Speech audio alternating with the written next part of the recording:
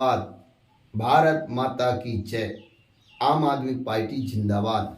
साथियों, मध्य प्रदेश की जनता जनार्दन, आपको नमन। मध्य प्रदेश में झाड़ू इस बार चलने वाली है। आप सब के हित झाड़ू की सरकार में होना तय है।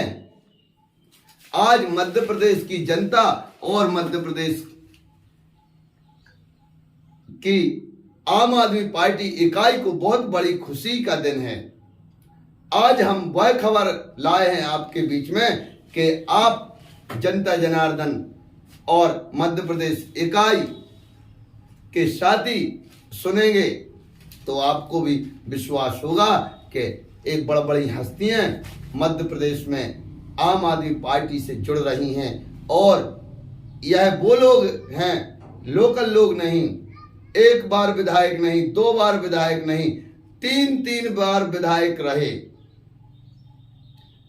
मध्य प्रदेश सरकार में मंत्री रहे।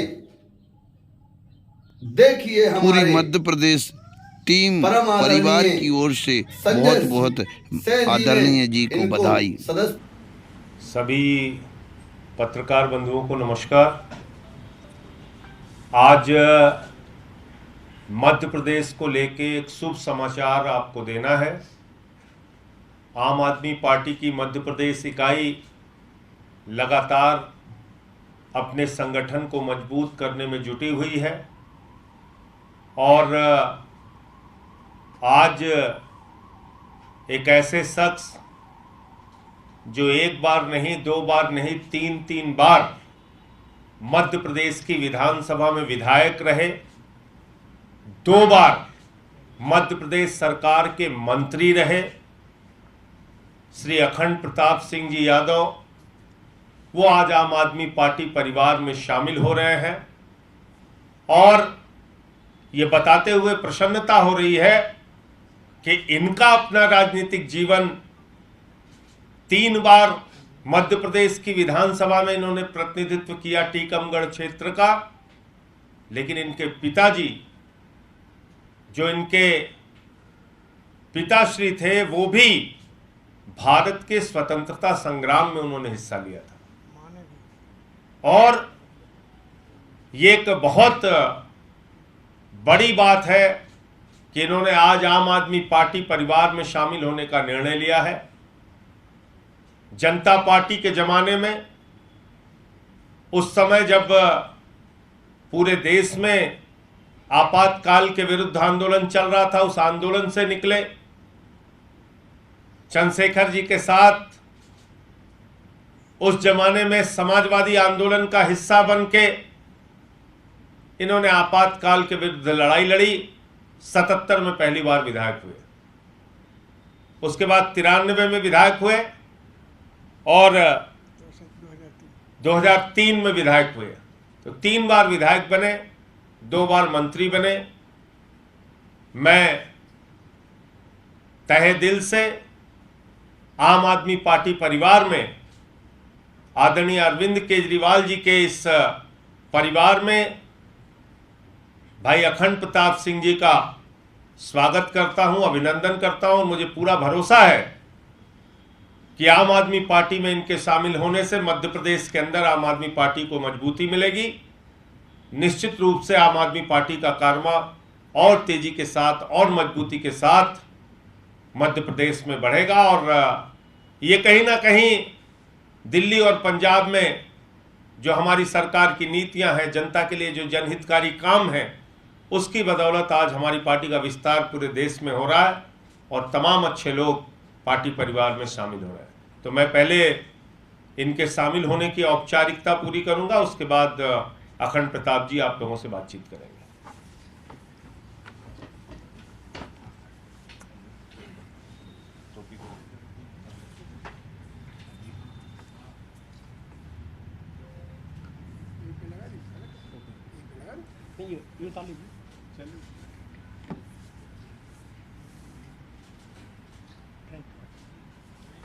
आप इधर आ जाइए।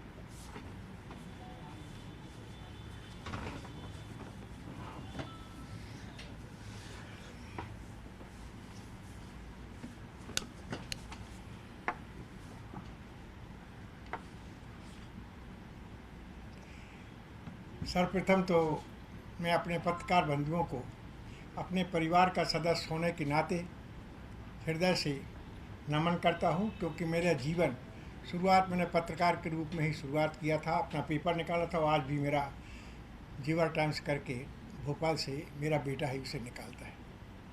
इसलिए हम पहले परिवार को नमन करते हैं। मैं आप सब लोगों का बहुत आभारी हूँ संजय जी। आप सबके मेहरबानी से आज मैं ये सब कह सकता हूँ कि मैं बहुत गौरवान्वित हूँ। सत्य और ईमान की मूर्ति, भारत के आगामी प्रधानमंत्री, दिल्ली के यशस्वी मुख्यमंत्री माननीय अरविंद केजरीवाल जी ने मुझे जिस गरिमामय तरीके से आप पार्टी में लाया, मैं उसके लिए सभी का और ख़ास तौर से अरविंद जी का इसलिए हृदय से आभार प्रकट करना चाहूँगा कि इस तरह से महापुरुष बहुत कम धरा पर आते हैं जो ज़मीन से उठ करके सारा संघर्ष करते हैं। बहुत सी चीज़ें मैं प्रेस से ये भी कहना चाहता हूँ कि सदा का इतिहास है मानव का, अच्छों को बुरा साबित करना दुनिया की पुरानी आदत है। इसलिए सारे लोग, जो भी ऐसे लोग हैं, वो किसी भी सूरत में आम आदमी पार्टी पर जो भी उंगली उठाते हैं, वो केवल इसलिए कि अब उनका कोई मुकाबला नहीं इस देश में। आम आदमी पार्टी आम जन जन के हृदय में बस गई है।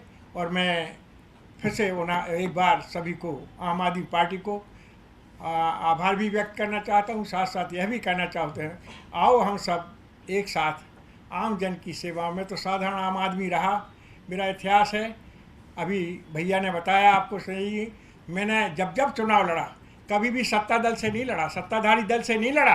और जब जब मैंने चुनाव लड़ा हमेशा प्रतिपक्षी पार्टी से बना और हर बार सत्ता बदली। मध्य प्रदेश में का आज तक इतिहास है कि हर बार सत्ता बदली और वही पार्टी सत्ता से हुई जिससे मैं चुनाव लड़ा। इट इज़ ए हिस्ट्री और रिकॉर्ड है। मैं ये बात भी आपसे कहना चाहता हूँ कि इस जीवन में मेरी 77 में चुन के आया, ग्राम पंचायत के पद से आया था। 50 साल में नॉट ए सिंगल प्रेस जो हमारे जीवन पर कहीं उंगली उठा सके, क्योंकि जब कोई आदमी इतना बड़ा सब सारी चीज़ें, मानी ठाकरे साहब हमेशा हम इस समय याद करना चाहते हैं, पूर्व प्रधानमंत्री चंद्रशेखर जी को, वो हमारे राष्ट्रीय अध्यक्ष थे।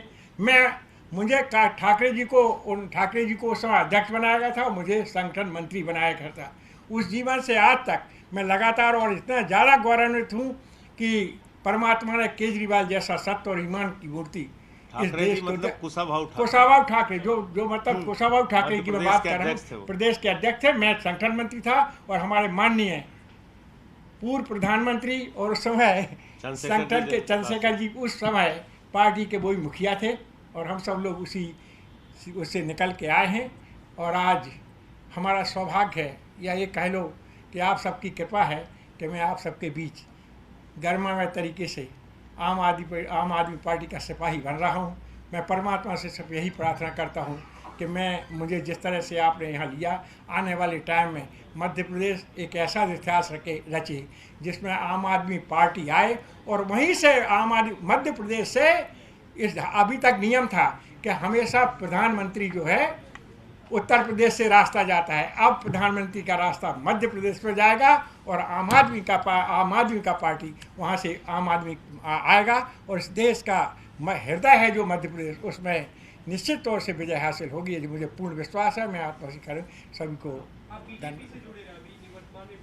मैं कोई पार्टी नहीं, हम तो जब चुनाव हुआ सत्ताधारी दल जितने भी मध्य प्रदेश उनकी कैबिनेट में मैं रहा, कांग्रेस में भी रहा, बीजेपी में भी रहा और मेरे उस समय के सारी समय के जो है कोई भी पार्टी जो अभी तक यहाँ वहाँ मध्य प्रदेश में सरकार बनी, हर पार्टी में कैबिनेट में रहा मैं और हर बार वो कैबिनेट में आई। बीजेपी में था ना, तो आपने रिजाइन कर दिया बीजेपी से? नहीं मैं 2003 में थे बीजेपी। 2003 हाँ नहीं, मैं इस समय मैंने मतलब मैं इस समय बिल्कुल मैं किसी दल में नहीं था। मैंने पिछला चुनाव अब पूरा कॉन्फिडेंस है कि आम आदमी पार्टी आने वाली है? मैं आपसे कह देता हूँ इस देश में आने वाली है। मैं आज आप तारीख लिख लो और दिन लिख लो, मैं आपसे कह रहा हूँ मध्य प्रदेश में तो सरकार आएगी ही, लेकिन आने वाला 2024 का प्रधानमंत्री भी केजरीवाल होगा। ये आप पूरा ध्यान रख लें।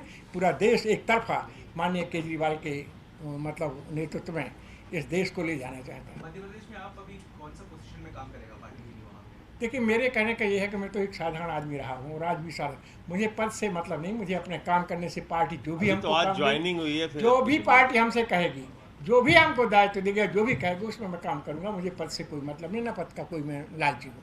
किन मुद्दों को लेकर आम आदमी पार्टी एमपी में जाएगी चुनाव जो होने वाले? देखिए, आम आदमी पार्टी ईमान पर जाएगी। वहाँ चोर मौसरे भाइयों की जो सरकार है उनके खिलाफ सिर्फ भ्रष्टाचार, हमारा भ्रष्टाचार का यहाँ का मुद्दा है, मेरे जीवन भर का भ्रष्टाचार की लड़ाई का मुद्दा है, वो हमारा मुख्य मुद्दा रहेगा। फरेब और सबके खिलाफ जाएगी वहाँ पर जिन मुद्दों से हमने जीवन भर लड़ाई की है और माननीय केजरीवाल जी इनके साथ। ठीक है, धन्यवाद। Thank you very much.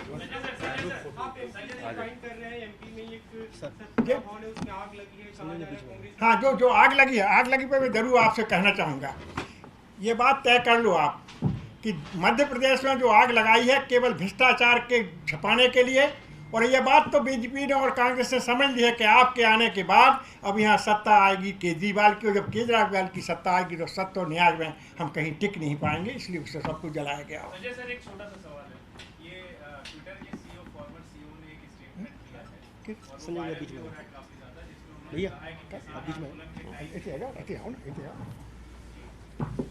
किसान आंदोलन के टाइम पर ट्विटर को सरकार की तरफ से धमकी मिली थी कि बंद कर दिया जाएगा ट्विटर, तो इसके स्टेटमेंट पर आम आदमी पार्टी की क्या राय है? देखिए, जब ये बात हम लोग कहते हैं तो आप मानते नहीं हैं, लेकिन हकीकत यही है कि जितनी भी संस्थाएं हैं उनको दबाने का, उनको अपने हिसाब से चलाने का काम नरेंद्र मोदी की सरकार कर रही है। ट्विटर हो, फेसबुक हो, व्हाट्सएप हो, जितने भी माध्यम हैं सूचना के, उस पर ये लोग नियंत्रण चाहते हैं। किसानों के आंदोलन में आपको याद होगा 750 किसान शहीद हुए, लाठियां चली, पानी की बौछारें हुई, कटीले तार बिछाए गए, हर प्रकार की यातना दी गई उन लोगों को।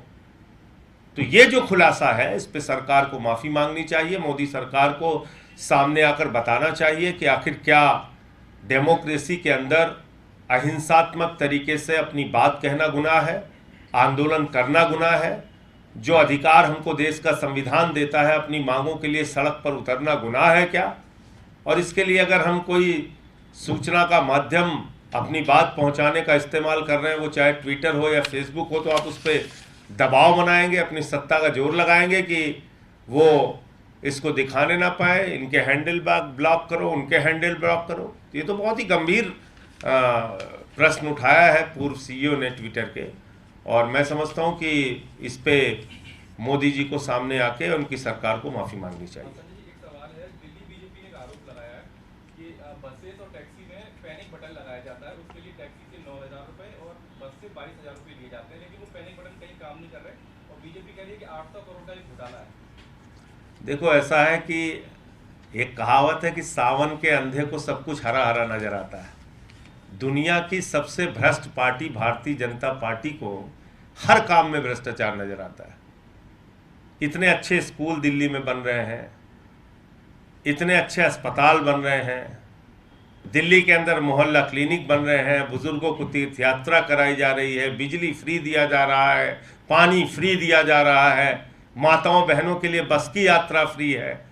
इतने सारे काम हुए हैं, उसमें कहीं अच्छाई नहीं दिखती भाजपाइयों को।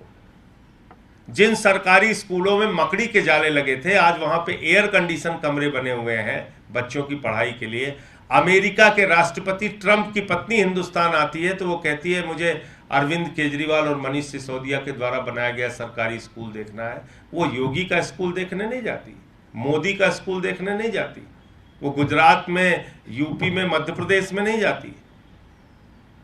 तो जिसकी तारीफ आज पूरी दुनिया में अंतर्राष्ट्रीय स्तर पे हो रही है, हर काम में भाजपाइयों को कभी अच्छाई दिखती ही नहीं। तो जो कहावत है कि सावन के अंधे को सब कुछ हरा हरा नजर आता है, दुनिया की सबसे भ्रष्ट पार्टी है भाजपा, उसको हर चीज में भ्रष्टाचार नजर आता है। क्योंकि इनके जितने मुख्यमंत्री, आसाम का मुख्यमंत्री वाटर घोटाले में फंसा, मध्य प्रदेश का मुख्यमंत्री व्यापम घोटाले में फंसा, कर्नाटक का जो मुख्यमंत्री था वो माइनिंग घोटाले में फंसा था, इनका राष्ट्रीय अध्यक्ष कैमरे पे रक्षा सौदे में रिश्वत लेते हुए पकड़ा गया था। तो भाजपा, आज सोचिए देश के प्रधानमंत्री का नाम लाखों करोड़ के घोटाले में आ रहा है अडानी के साथ, तो उनको सब चीज में भ्रष्टाचार ही नजर आएगा। एक दिल्ली का मामला है, रैन बसेरे में धर्मांतरण का मामला आया तो बीजेपी ने अरविंद केजरीवाल सरकार पर ही आरोप लगा दिया कि रैन बसेरे तो वही चलाते हैं, इसे सब केजरीवाल ही करा रहे हैं सारा काम। देखिए, ऐसा है कि विषयांतरण करने में भाजपा माहिर है, किसी चीज का जवाब देते नहीं, उनसे जुड़े हुए मुद्दे हों, चाहे रेल की दुर्घटना हो, चाहे किसानों के एमएसपी हो, चाहे बेरोजगारी का सवाल हो, उस मुद्दे से ध्यान हटाने के लिए नया नया मुद्दा रोज लेके आते हैं। अगर दिल्ली के अंदर एक सरकार, चुनी हुई सरकार है, उसको तो तुम चलने नहीं दे रहे हो, काला अध्यादेश लाते हो, हर काम में रोड़ा अटकाते हो और दिन रात कमी ढूंढने का काम करते हो, तो भाजपा नफरत और नकारात्मकता से भरी हुई पार्टी है। उसको कुछ भी केजरीवाल के काम में अच्छा दिखेगा ही नहीं, क्योंकि उनके मन में तो नफरत और नकारात्मकता भरी है, तो हर चीज में उनको कमी ढूंढना है, ढूंढने दीजिए। अच्छा, एक मिनट खड़े हो जाइए।